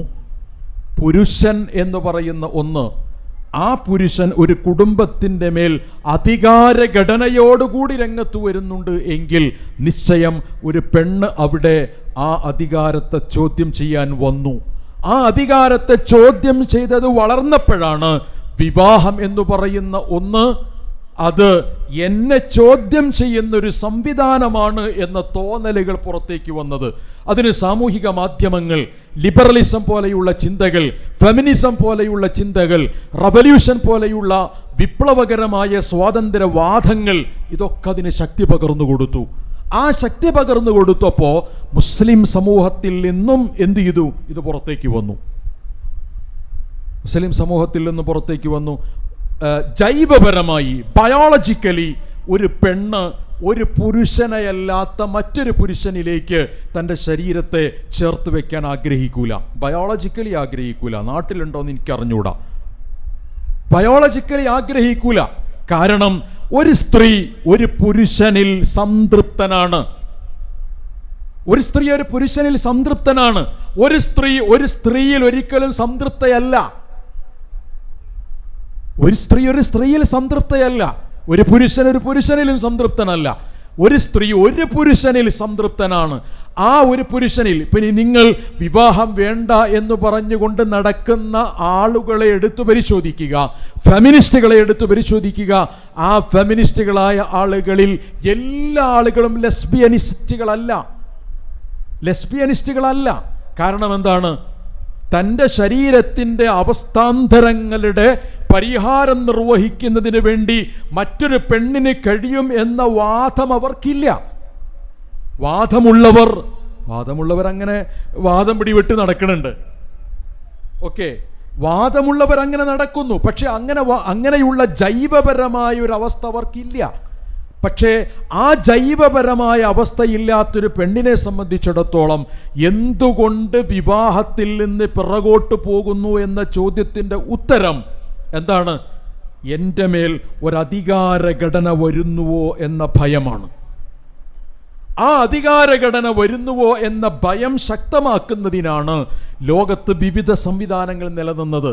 ആ വിവിധ സംവിധാനങ്ങളും നിലനിൽക്കുന്ന ഘട്ടത്തിൽ ഒരു തരത്തിലുമുള്ള പുരുഷ സ്ത്രീ അധികാരഘടനാവാക്യങ്ങളെ ഇസ്ലാം പരിചയപ്പെടുത്തിയില്ല എന്നതാണ് ഇതിൻ്റെ ഏറ്റവും പ്രധാനപ്പെട്ട ഒന്ന്. അഥവാ കുടുംബം എന്ന് പറയുന്നത് ആണും പെണ്ണും തമ്മിൽ സമ്മേളിക്കുന്ന സമ്മേളനമാണ്. ആണും പെണ്ണും തമ്മിലുള്ള സമ്മേളനമാണ്. ഒരുമിച്ചു ചേരലാണ്. നീയും ഞാനും നമ്മളാകുന്ന പ്രക്രിയയാണ്. അത് വളരെ അപൂർവമായി മാത്രമേ സംഭവിക്കൂ ലോകത്ത്. വിവാഹം വളരെ അപൂർവമാണ് എന്നല്ല, പക്ഷെ അവിടെ വിശുദ്ധ ഖുർആൻ ഉപയോഗിച്ചൊരു പദമുണ്ട്. എന്താണ് ആ പദം? വമിൻ ആയാത്തിഹി, അള്ളാഹുവിൻ്റെ ദൃഷ്ടാന്തമാണ് എന്നത്. നിക്കാഹ് ഖുതുബയിൽ നമ്മൾ കേൾക്കും. അത് ആ ആയത്തിൻ്റെ ആ പദം നമ്മൾ കൂടുതലൊന്നും പറയില്ല, ബാക്കിയുള്ളതൊക്കെ ഇങ്ങനെ പറഞ്ഞു പോകും. വമിൻ ആയാത്തിഹി, ഏറ്റവും പ്രധാനമായി വിശുദ്ധ ഖുർആൻ സൂറത്തുർ റൂമിൽ കുറേ സംഭവങ്ങൾ അതിന് മുകളിൽ വമിനായാത്തിഹി എന്ന് പറഞ്ഞ് ഉപയോഗിക്കുന്നുണ്ട്. വമിനായാത്തിഹി ഖൽഖുസ് സമാവാതി വൽ അർളി വമിനായാത്തിഹി വഖ്തിലാഫി അൽസിനതികും വ അൽവാനികും എന്നൊക്കെ പറയുന്നുണ്ട്. അതൊക്കെ ദൃഷ്ടാന്തമാണ്. ആ ദൃഷ്ടാന്തത്തിൽപ്പെട്ട ഒന്നാണ് എന്ത് അൻ ഖലഖ ലകും മിൻ അൻഫുസികും അസ്വാജ. എന്താ സൗജ് എന്ന പദത്തിൻ്റെ അർത്ഥം? അക്കൽതു സൗജ എന്ന് പറഞ്ഞാൽ എന്താ അർത്ഥം? അക്കൽതു അസ്സൗജ. അക്കല എന്ന് പറഞ്ഞ അർത്ഥം തിന്നു എന്നാണ്. സൗജ എന്ന് പറഞ്ഞാൽ ഭാര്യ. അപ്പൊ അക്കൽതു സൗജ എന്ന് പറഞ്ഞാൽ ഞാൻ ഭാര്യനെ തിന്നു എന്നാണ്. ഞാൻ ചോക്ലേറ്റ് തിന്നു എന്നുള്ളതിനാണ് പറയാ. സൗജ് എന്ന പദം വിശുദ്ധ ഖുർആൻ ഉപയോഗിച്ചത് വിവാഹം എന്ന് പറയുന്നതിന് അറബി ഭാഷയിൽ നിക്കാഹ് എന്ന് ഉപയോഗിക്കൂല. വിവാഹം എന്നതിന് അറബി ഭാഷയിൽ മുസാഹറ എന്നാണ് ഉപയോഗിക്കുക. മുസാഹറ എന്ന പദത്തിൻ്റെ അർത്ഥം മെൽറ്റേഷൻ എന്നതാണ്. രണ്ട് ലോഹ വസ്തുക്കൾ തമ്മിൽ ഉരുക്കിയെടുത്ത് ഒന്നാക്കി തീർക്കുന്ന പ്രക്രിയക്കാണ് മുസാഹറ എന്ന് അറബിയിൽ പറയാം. ആ പദമാണ് വിവാഹം എന്നതിന് ഉപയോഗിക്കുക അറബിയിൽ. മുസാഹറ. സൗജ് എന്ന് പറഞ്ഞാൽ വേർതിരിക്കാൻ കഴിയാത്ത വിധം പരസ്പരം ചേർന്ന് നിൽക്കുന്നത് എന്നാണ്. ചായ ഉണ്ടാക്കുമ്പോൾ ചായപ്പൊടിയും പഞ്ചസാരയും ആ വെള്ളത്തിൽ നിന്ന് നിർദ്ധരിച്ച് പുറത്തെടുക്കാൻ സാധിക്കാത്ത വിധത്തിൽ വെള്ളത്തിൽ അലിഞ്ഞു ചേർന്ന് അതിൻ്റെ ഭാവഹാവാദികളോടുകൂടി ഒരുമിച്ച് ചേർന്നിരിക്കുന്നു എന്നതുപോലെ ആണും പെണ്ണും, പെണ്ണാണിനും, ആണ് പെണ്ണിലുമായി പരസ്പരം പൂണ്ട് കിടക്കുന്ന ഒരവസ്ഥയ്ക്കാണ് സൗജ് എന്ന് പറയുന്നത്. നിങ്ങൾക്ക് നിങ്ങളിൽ നിന്നു തന്നെയുള്ള ഇണയെ സംവിധാനിച്ചു. മിൻ അൻഫുസികും അസ്വാജൻ, നിങ്ങൾക്ക് നിങ്ങളിൽ നിന്നു തന്നെയുള്ള ഇണയെ സംവിധാനിച്ചു എന്ന് പറഞ്ഞാൽ അതിൻ്റെ അർത്ഥം എന്താണ്? ഒരു കയറ് നടുമുറിച്ചാൽ ഏറ്റവും ആദ്യത്തെ മുറിയതാ?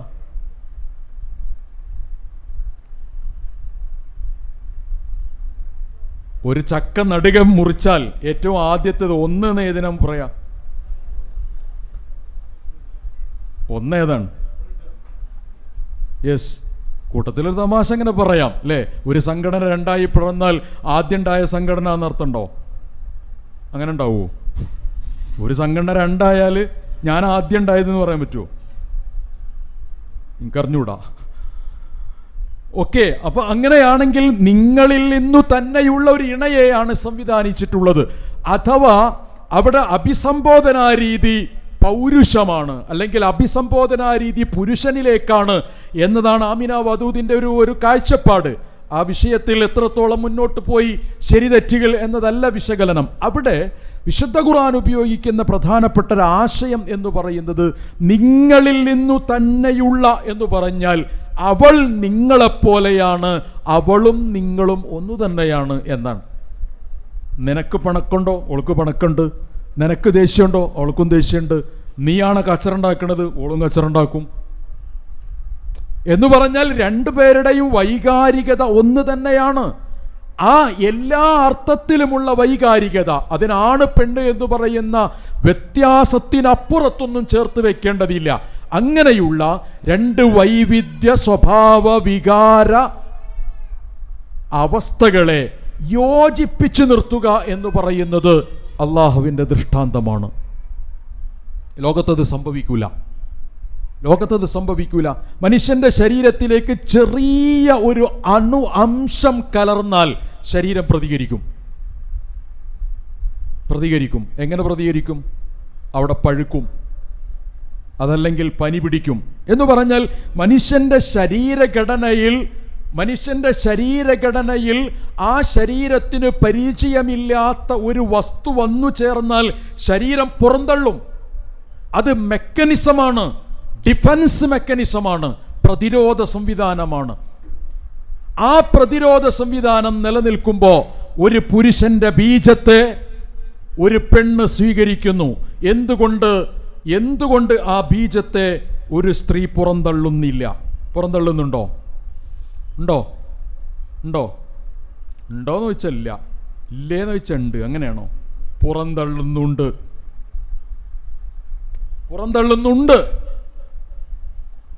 ബീജസങ്കലനം വഴി ലഭിക്കുന്ന ആദ്യത്തെ അവസ്ഥയ്ക്ക് അനാട്ടമിയിൽ സെമി ഏലിയന്റ് എന്ന് പറയാം. സെമി ഏലിയന്റ്.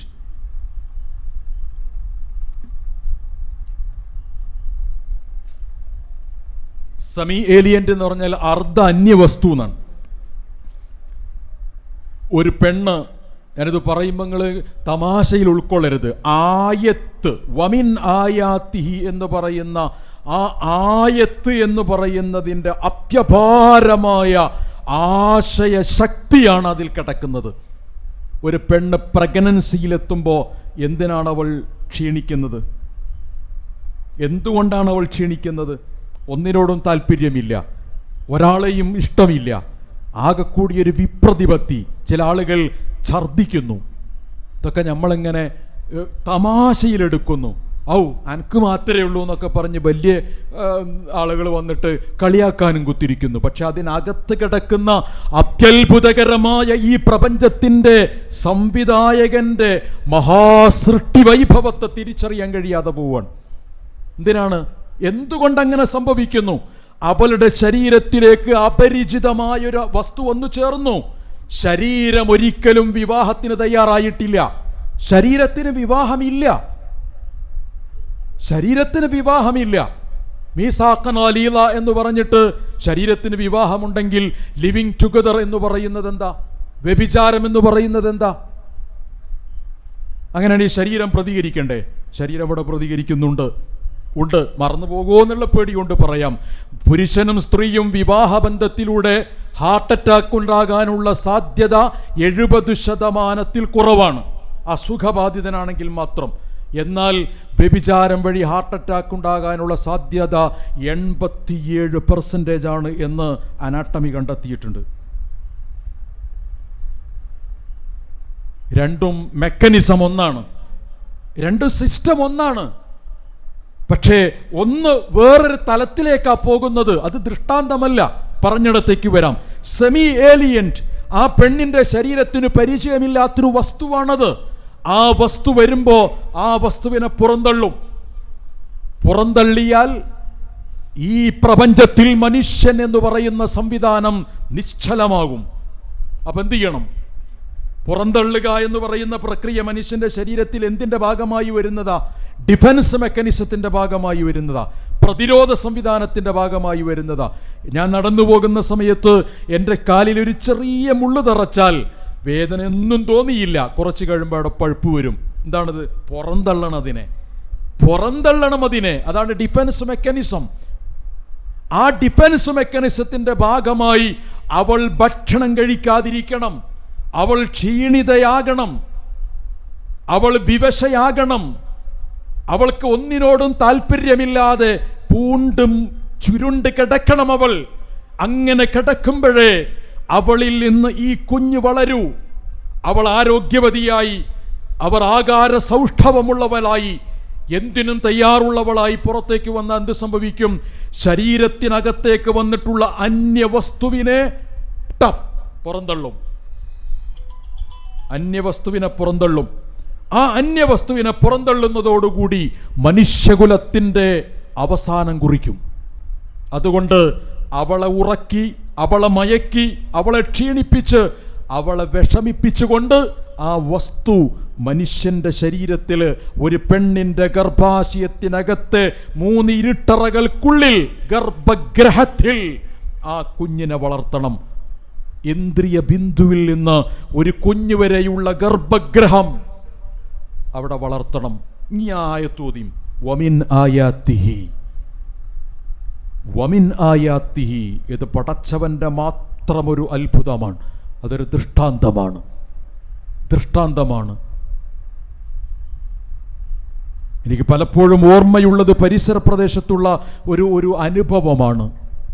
അസുഖബാധിതനായി കിടക്കുന്ന പിതാവ്, അത്ര വലിയ പ്രായമൊന്നും ആയിട്ടില്ലെങ്കിലും ശരി, എങ്കിലും പ്രായമായിട്ടുള്ള മകനോട് നിന്റെ വിവാഹമൊന്ന് കാണണം, അത് കണ്ടു മരിക്കണമെന്നാണ് എൻ്റെ ആഗ്രഹം എന്ന് പറഞ്ഞു. അവനതിന് തയ്യാറായി. ആശുപത്രി കിടക്കയിൽ കിടക്കുന്നു പിതാവ്. പള്ളിയിൽ നിന്ന് അസ്ർ നമസ്കാരം കഴിഞ്ഞ് നിക്കാഹ് കഴിഞ്ഞു. അപരിചിതമായ ഒരു കുടുംബവും ഒരു പെണ്ണും, മരണത്തോട് മുഖാമുഖം കണ്ടുകിടക്കുന്ന പ്രിയപ്പെട്ട തൻ്റെ ഭർത്താവിൻ്റെ പിതാവിൻ്റെ അടുത്തേക്കാണ് വിവാഹം കഴിഞ്ഞ് നിക്കാഹ് കഴിഞ്ഞ ഉടനെ അവൻ ആ പെണ്ണിനെ കൊണ്ടുപോകുന്നത്.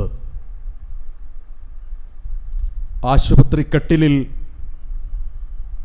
ജീവനോട് പൊരുതി നിൽക്കുന്ന പ്രിയപ്പെട്ട വയോവൃദ്ധയായ തൻ്റെ പിതാവിൻ്റെ അടുക്കൽ ആ പെണ്ണ് അവിടെയുള്ള കസേരയിൽ ഇരുന്നപ്പോൾ കൈ ഇങ്ങനെ വിറച്ചിട്ടവൾ മെല്ലെ ഉപ്പങ്ങനെ അടുത്തേക്ക് കൊണ്ടുവന്നു. അവൾ ആ ബെഡിൽ കയറിയിരുന്നു. 5 മണിക്കാണ് സംഭവം എങ്കിൽ 4:55 വരെ അവൾക്കവിടെ ഇരിക്കാനുള്ള അവകാശമില്ല. കാണാനും തൊടാനും സ്പർശിക്കാനുള്ള അവകാശം ആ മനുഷ്യനുമില്ല. തൻ്റെ കയ്യിലുണ്ടായിരുന്ന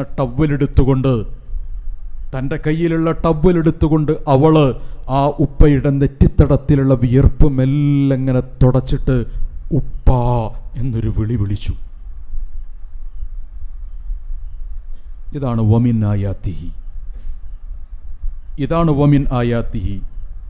ഈ വിളിയാണ് വിവാഹത്തിലൂടെ ലഭിക്കുന്നത്. ഇതിനെ നിഷേധിച്ചാൽ ഒരു കുടുംബത്തിൻ്റെ വ്യവസ്ഥ തകരില്ല എന്ന് വിചാരിക്കുന്നുവെങ്കിൽ വിഡ്ഢിത്തമാണത്. അപ്പൊ വമിനായാത്തിഹി അള്ളാഹുവിൻ്റെ ദൃഷ്ടാന്തത്തിൽപ്പെട്ടതാണ് എന്ന ആയത്ത് അതായി മാറും. ആ ആയത്ത് അങ്ങനെ ആ ആശയഗതിയിൽ അത് വളർന്നു വന്നത് കൊണ്ടാണ് യഥാർത്ഥത്തിൽ ഫെമിനിസ്റ്റ് വാദങ്ങളും സ്ത്രീവാദങ്ങളും ഒരു കാരണവശാലും ഇസ്ലാമിക പരിപ്രശ്യത്തിൽ കടന്നു വന്നിട്ടില്ല എന്നത് മനസ്സിലാക്കാൻ കഴിയുന്നത് ഇസ്ലാമിക സമൂഹത്തിൽ കുടുംബരഹിതവാദങ്ങളോ വിവാഹരഹിതവാദങ്ങളോ കടന്നു വന്നിട്ടില്ല. കാരണം പരസ്പരം പങ്കുവെച്ചും പരസ്പരം ചേർത്ത് വെച്ചും മുന്നോട്ടു പോകുന്ന ഒന്നാണ് വിവാഹം, കുടുംബം എന്ന് പറയുന്നത്. എന്നാൽ വിശുദ്ധ ഖുർആൻ തന്നെയും സൂറത്ത് ബഖറയിൽ രേഖപ്പെടുത്തിയൊരു കാര്യം, കുറച്ച് മുന്നോട്ട് പോയാൽ ഇത് തകിടം മറിയും. അതാണ് ഞാൻ ഓതിവെച്ച ആയത്ത്, വൈദാ തവല്ല. കുറെ ആളുകൾക്ക് അധികാരം കിട്ടുന്ന സന്ദർഭത്തിൽ സആഫിൽ അർളി, അവർ ഭൂമിയിൽ പരിശ്രമിക്കും. സആഫിൽ അർളി ലിയുഫ്സിദ ഫീഹാ, അവിടെ കുഴപ്പമുണ്ടാക്കാൻ വേണ്ടിയിട്ട് അവർ പരിശ്രമിക്കും. കച്ചറ ഉണ്ടാക്കാൻ വേണ്ടിയിട്ട് ഭൂമിയുടെ താളം ഇസ്ലാഹ് ബഅദ ഇസ്ലാഹിഹ എന്ന് പറഞ്ഞില്ലേ, ഭൂമിയുടെ സമതുലിതാവസ്ഥ, ഇക്വിലിബ്രിയം, ആ സമതുലിതാവസ്ഥയെ അതിനെ തകർക്കാൻ വേണ്ടിയിട്ട് ചില ആളുകൾ ശ്രമം നടത്തും. പ്രകൃതിക്കെതിരായ ശ്രമങ്ങൾ ഒരു ഭാഗത്തുണ്ടാകും, മറ്റും അതിൽ വരാം. എന്നാൽ അടുത്ത വാചനം ഖുർആൻ പറയുന്നത് വയുഹ്ലികു അൽ ഹർഥ എന്നാണ്. വയുഹ്ലികു, അവർ നശിപ്പിക്കും, അവർ തകർത്ത് കളയും, അവർ കീഴ്മേൽ മറിക്കും, അവർ അരികവൽക്കരിക്കുകയും അരിഞ്ഞു വീഴ്ത്തുകയും ചെയ്യും. എന്തിനെ? അൽ ഹർഥ. അൽ ഹർഥ, ഹർഥ എന്ന് പറഞ്ഞാൽ കുടുംബജീവിതം എന്നാണ്. കുടുംബജീവിതം, കുടുംബഘടനയെ, വിവാഹമാകുന്നതിൽ നിന്ന് ആരംഭിക്കുന്ന കുടുംബഘടനയെ അവർ തകർത്ത് കളയും. കൃഷിയെ, ഹർസ, കൃഷിയെ തകർത്ത് കളയും. നസ്ല എന്ന് പറഞ്ഞാൽ ഓഫ് സ്പ്രിങ്, സന്താനം എന്നാണ് അർത്ഥം.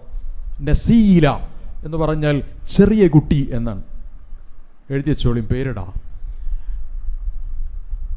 ഹർസ വന്നസ്ല, സന്താനങ്ങളെ അഥവാ കുടുംബം എന്ന് പറയുന്ന ഘടനയെ അവർ പൊളിച്ച് കൈത്തരും. വല്ലാഹു ലാ യുഹിബ്ബുൽ ഫസാദ്, അല്ലാഹു ഒരിക്കലും ഫസാദ് ആഗ്രഹിക്കുന്നില്ല എന്നതാണ്. അപ്പൊ കുടുംബത്തിനെതിരെ ഏതു തരത്തിലുള്ള വിരൽ ചൂണ്ടൽ കടന്നു വന്നാലും ശരി, ആ വിരൽ ചൂണ്ടലുകൾ ഈ പ്രകൃതിയെ നശിപ്പിക്കുന്ന, ലോകത്തെ നശിപ്പിക്കുന്ന സംവിധാനമായിരിക്കും എന്നതാണ് യഥാർത്ഥത്തിൽ രേഖപ്പെടുത്തിയിട്ടുള്ളത്. സ്വാഭാവികമായും ഒന്നാമതായി ഞാൻ പറഞ്ഞത്, ഒരു പുരുഷൻ എന്ന് പറയുന്നതിൻ്റെ അധികാരഘടന പുറത്തേക്ക് വന്നപ്പോഴാണ് വിവാഹരഹിത ജീവിതം എന്ന് പറയുന്നൊരവസ്ഥ വന്നത്. അഥവാ സ്വാതന്ത്ര്യത്തിൻ്റെ നിർവചനം മാറി. എപ്പോഴാണ് ഒരാൾക്ക് സ്വാതന്ത്ര്യമുള്ളത്? എന്തും ചെയ്യാൻ കഴിയുമ്പോഴാണ് ഒരാൾക്ക് സ്വാതന്ത്ര്യമുള്ളത് എന്ന് വന്നു, അല്ലേ? എന്തും ചെയ്യാൻ കഴിയുന്നതാണ് ആ സ്വാതന്ത്ര്യത്തിൻ്റെ വ്യാഖ്യാനം. ആ വ്യാഖ്യാനം എവിടെ എത്തി? എനിക്ക് എൻ്റെ മേലുള്ള സ്വാതന്ത്ര്യം എന്താണ്? എനിക്കെൻ്റെ മേലുള്ള സ്വാതന്ത്ര്യം എന്താണ്? ഒന്നുമില്ല. എൻ്റെ മുടി എങ്ങനെ വളരേണ്ടത് എനിക്ക് നിർവചിക്കാൻ കഴിയണില്ല. ഇല്ല.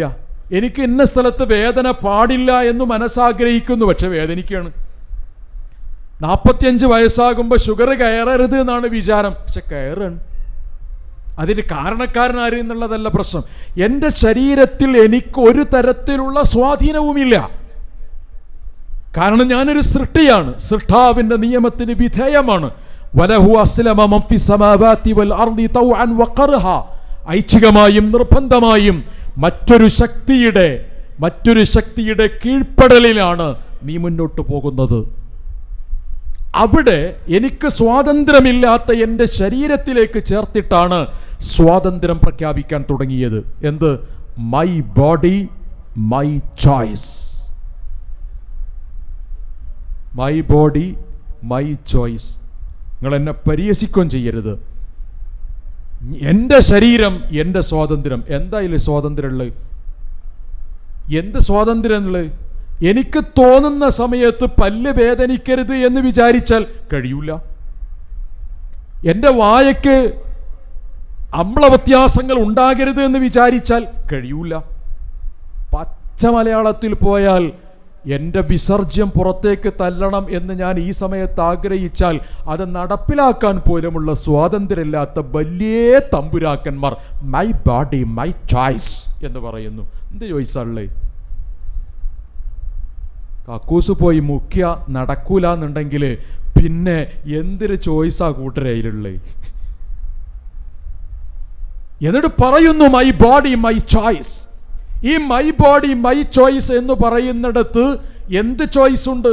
My ambition, my dream, my choice അംഗീകരിക്കും. എൻ്റെ ആഗ്രഹമാണ് എൻ്റെ സ്വാതന്ത്ര്യം എന്നതാണെങ്കിൽ അംഗീകരിച്ചു കൊടുക്കാം. എനിക്ക് അവനെയാണ് കല്യാണം കഴിക്കേണ്ടത്, അതെൻ്റെ ആഗ്രഹമാണ്, ഞാൻ അതിനനുസരിച്ച് പോകും, അംഗീകരിക്കാം. പക്ഷെ മൈ ബോഡിയിൽ എനിക്ക് ചോയ്സ് ഇല്ല. ചോയ്സ് ഉണ്ടെങ്കിൽ ഞാൻ ഇങ്ങനെ ആകൂല. ചോയ്സ് ഉണ്ടെങ്കിൽ ഞാൻ ഇങ്ങനെ ആകൂല. എൻ്റെ തലമുടി ഇങ്ങനെ ആകരുത് എന്ന് എത്ര താഴ്ന്നിട്ടും കാര്യമില്ല, അതിങ്ങനെ തന്നെ പോവുള്ളൂ. ഓക്കെ, ഫേസ്ബുക്ക് പ്രകാരം എനിക്ക് ഇന്ന് 50 വയസ്സ് തികഞ്ഞു. ഓക്കെ, ബാക്കി നിങ്ങൾക്ക് അറിഞ്ഞൂടാ കൃത്യം എന്താന്നുള്ളത്. ഏതായിരുന്നാലും ശരി, കൃത്യമായ അളവിലൊരു മനുഷ്യൻ്റെ ശരീരത്തിൽ അവന് സ്വാധീനമില്ല. ആ സ്വാധീനമില്ലാത്ത മനുഷ്യനാണ് മൈ ബോഡി മൈ ചോയ്സ് എന്ന മോഡേണിസം അവതരിപ്പിക്കുന്നത്.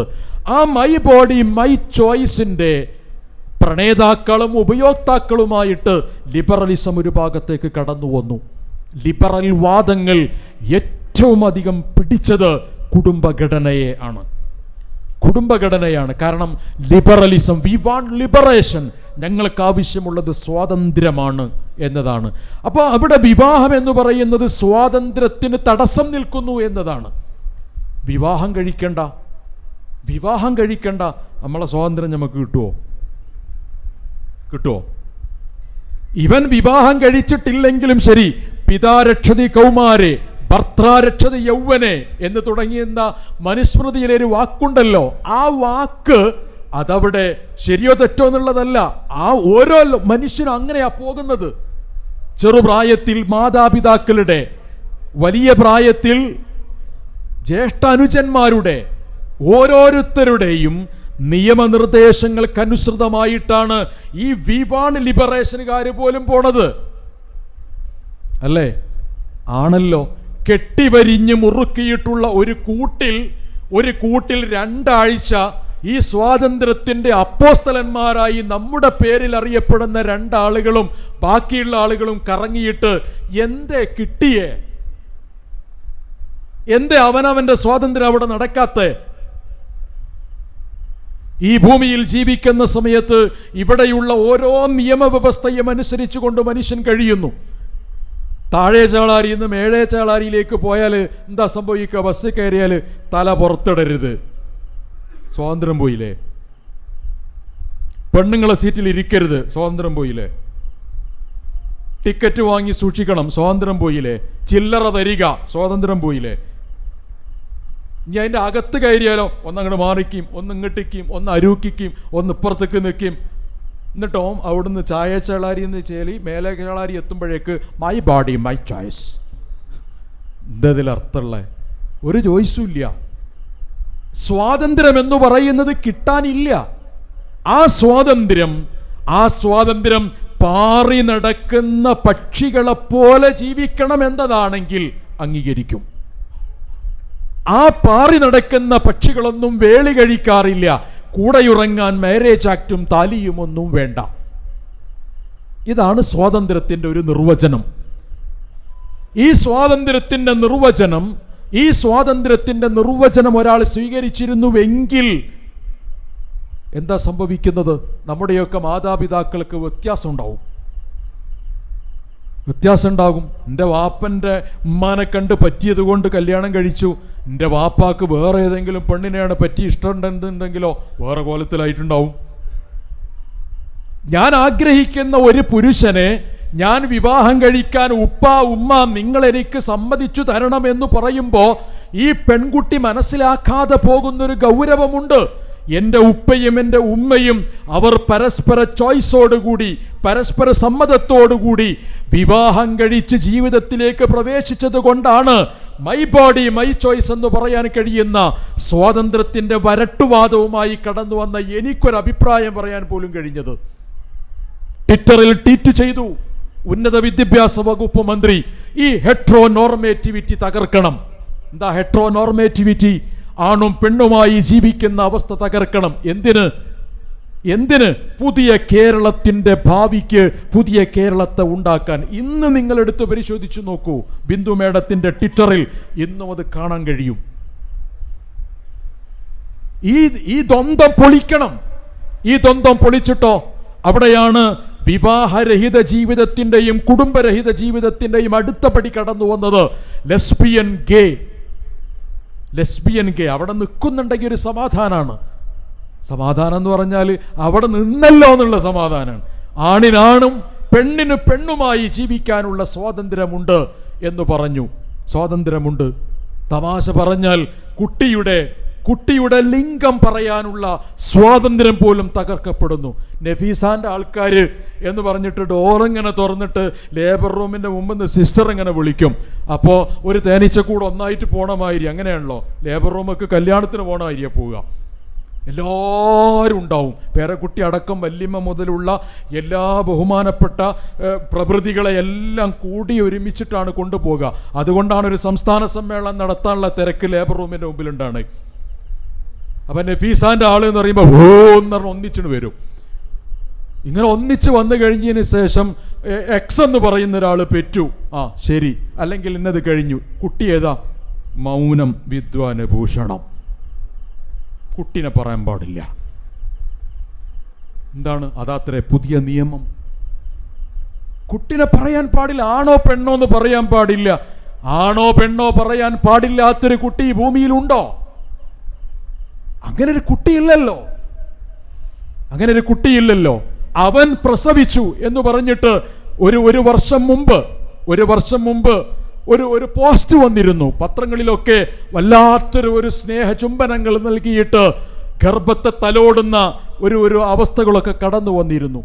അതിൽ സോഷ്യൽ മീഡിയയിൽ ഈ ചിത്രം വന്നപ്പോൾ അതിൻ്റെ താഴെ വളരെ കൗതുകമുള്ളൊരു കമൻറ്റ് ഞാൻ വായിച്ചു. എന്താണത്? ആണാണ് പ്രസവിക്കാനിരിക്കുന്നത് എന്നതാണ് വിഷയം. ഓക്കെ, ആണ് വേറെയാണ് വിഷയം. കമൻ്റ് എന്താണ്? പെണ്ണാണ് എന്നാണ് കമൻറ്റ്, വേറെ ഒന്നുമില്ല. അത് മതി അതിന്. ഓക്കെ, ടൗസറും കുപ്പായോട്ട ആണും പെണ്ണും വേർതിരിയോ? ചുരിദാറും കമ്മീസുട്ട ആണും പെണ്ണും വേർതിരിയോ? ഇല്ലല്ലോ. ജർമ്മനിയിൽ വളരെ കൃത്യമായി നടന്നു. ചില ആളുകൾക്ക് തോന്നാണ് ഞാൻ ആണുമല്ല പെണ്ണുമല്ല എന്നത്. അനാട്ടമിക്കലി ആണും പെണ്ണുമല്ലാത്തൊരു വർഗം ഈ പ്രപഞ്ചത്തിൽ ഇല്ല. ചോദ്യം ചോദിച്ചോളും, മൂന്നാം വർഗം ഉണ്ടോ എന്നുള്ളത് മറുപടി നമ്മൾ പറഞ്ഞുതരാം. ആണും പെണ്ണുമല്ലാത്തൊരു വർഗം ഈ പ്രപഞ്ചത്തിൽ ഇല്ല. അദ്ദഖറ വൽ ഉൻസ എന്നത് മാത്രമേ ഈ പ്രപഞ്ചത്തിലുള്ളൂ. ആ പ്രപഞ്ചത്തിലുള്ള ദക്കർ ഉൻസ എന്ന് പറയുന്ന ഒന്ന് അവിടെ നിന്നില്ല. ലിബറലിസം ഹെട്രോനോർമേറ്റിവിറ്റി തകർക്കുന്നു. ആ ഹെട്രോനോർമേറ്റിവിറ്റി തകർത്താൽ ന്യൂ എക്സ്പെക്ടേഷൻ ഓഫ് കേരളത്തിൻ്റെ പുതിയ പ്രതീക്ഷകളിലേക്ക്, പുതിയ ചക്രവാളങ്ങളിലേക്ക് വിശാലമായി പറന്നു പോകാനുള്ള സൗകര്യം ലഭിക്കുന്നു എന്ന് ബാലുശ്ശേരി യൂണിഫോം വിവാദവുമായി ബന്ധപ്പെടുത്തി ട്വീറ്റ് ചെയ്തു. ഈ ട്വീറ്റ് അങ്ങനെ പറഞ്ഞാൽ എന്നെ അറസ്റ്റ് ചെയ്യുമെന്ന് എനിക്ക് അറിഞ്ഞുകൂടാ. ഈ ട്വീറ്റ് ഒരു 50, 60 അല്ലെങ്കിൽ ഒരു 70 കൊല്ലം മുമ്പ് ഈ ട്വീറ്റ് ചെയ്ത് അതങ്ങ് നടപ്പിലാക്കിയിട്ടുണ്ടെങ്കിൽ ഈ ട്വീറ്റ് ഇടാൻ ആളിവിടെ ഉണ്ടാവുമോ? ഉണ്ടാവില്ലല്ലോ. ഓക്കെ, ഇതാണ് പ്രശ്നം. 10-20 വയസ്സുവരെ ഉപ്പയുടെയും ഉമ്മയുടെയും ചാരത്തിരുന്ന് ചൂടും മനസ്സിലാക്കി നെഞ്ചോട് ചേർത്ത് വെച്ച് സംരക്ഷണവും എല്ലാം സ്വീകരിച്ചതിന് ശേഷമാണ് എൻ്റെ ഉമ്മ എന്നോട് എതിർത്ത് സംസാരിച്ചു എന്ന് പറയുന്നത്. ആര്? അവൾ അല്ലേ? എൻ്റെ സ്വാതന്ത്ര്യത്തിന് വിലങ്ങുതടിയാണ് എൻ്റെ പാരൻസ് എന്നതാണ്. അങ്ങനെയാണെങ്കിൽ വിലങ്ങുതടിയെക്കുറിച്ച് ആദ്യം ഓർമ്മയുണ്ടെങ്കിൽ ഏറ്റവും ചെറുപ്രായത്തിൽ തന്നെ ഈ വിലങ്ങുതടികളെ പൊട്ടിച്ച് ആകാശത്ത് പക്ഷികളെപ്പോലെ പാറി നടക്കമായിരുന്നല്ലോ. പിന്നെ എന്തിനാണ് അവനവൻ പറക്കമെത്താത്തൊരു പൈതലായി വളർന്നു വന്നതിന് ശേഷം കൃത്യതയും വ്യക്തതയും കൈവരിക്കുന്നതുവരെ 18 വയസ്സുവരെ മിണ്ടാതിരുന്നത്? അതിൻ്റെ മുമ്പ് എന്താ, ബുദ്ധി ഉറച്ചിട്ടില്ലേ? ഞാൻ സൂചിപ്പിക്കുന്നത് ഈ ഹെട്രോനോർമേറ്റിവിറ്റി തകർക്കുക, കുടുംബഘടനയെ മാത്രമല്ല, ആണ് പെണ്ണ് എന്ന് പറയുന്ന ദ്വന്ദ്വത്തെ തകർക്കുക. അങ്ങനെ തകർക്കുക എന്നത് ലിവിങ് ടുഗദർ എന്ന് പറയുന്നിടത്ത്, ഫ്രീ സെക്സ് എന്ന് പറയുന്നിടത്ത്, മൈ ബോഡി മൈ ചോയ്സ് എന്ന് പറയുന്നിടത്ത് ഡിസ്പോസിബിൾ മാരേജുകൾ കടന്നു വരുന്നു. ഡിസ്പോസിബിൾ മാരേജുകൾ അഥവാ കോൺട്രാക്ട് മാരേജുകൾ.